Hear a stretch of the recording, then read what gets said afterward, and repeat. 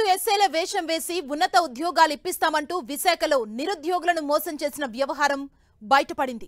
రైల్వేలో ఉద్యోగాల పేరుతో మోసం చేసి 12 నుంచి 15 లక్షలు వసూలు చేసినట్లుగా పోలీసులు గుర్తించారు. ఓ మిస్సింగ్ కేసు పెద్ద మిస్టరీని బట్టబయలు చేసింది.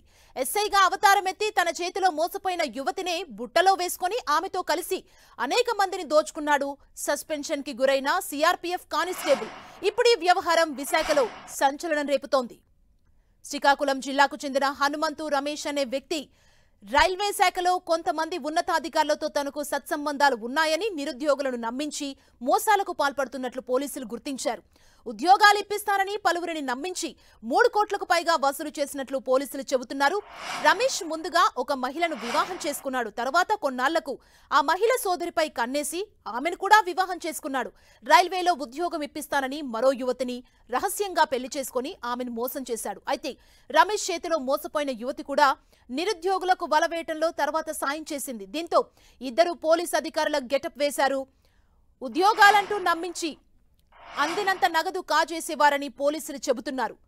అభ్యర్థుల్ని నమ్మించేందుకు ఏకంగా రైల్వే వెబ్సైట్ ని క్రియేట్ చేశారు ఈ ఇద్దరు ఫేక్ పోలీసులు. దీని ద్వారా ఈమెయిల్స్ పంపి ఎరవేశారని పోలీసులు చెబుతున్నారు. ఆ తర్వాత నకిలీ నియామక పత్రాలను చూపిస్తూ మరికొంతమంది నుంచి డబ్బులు వసూలు చేసినట్లు గుర్తించారు.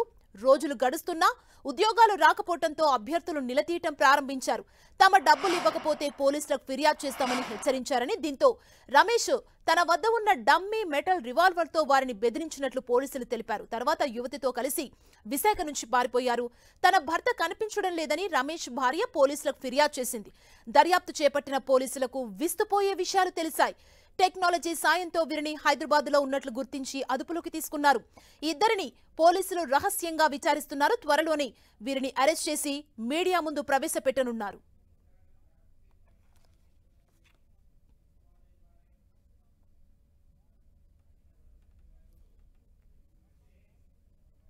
ఇటీవల ఏం చేశారంటే వాళ్ళ యొక్క భార్య యొక్క తండ్రి రైల్వేలో డిఆర్ఎంలో పనిచేస్తున్నాడని, తను రిటైర్ అయిపోతున్నాడని, అతను ఒకరు పోస్టులు ఇప్పిస్తాడని, ఎవరైనా కావాలనుకుంటే ఇప్పిస్తుండడంతో ఈ కృష్ణారావు వాళ్ళ అబ్బాయి కోసం అని చెప్పేసి, అదేవిధంగా వాళ్ళ యొక్క చుట్టాల బంధువులు అందరూ కలిసి ఒక 12 మంది కలిసి ఉద్యోగాలు కావాలంటే వీళ్ళందరి దగ్గర కూడా ఒక్కొక్క రేట్ చొప్పున అందరు కలిపి ఒక 85 లక్షల వరకు రూపాయలని వీళ్ళు తీసుకున్నాడు అనమాట. తీసుకుని వీళ్ళకి ఉద్యోగాలు ఇప్పిస్తానని చెప్పేసి నమ్మించారు.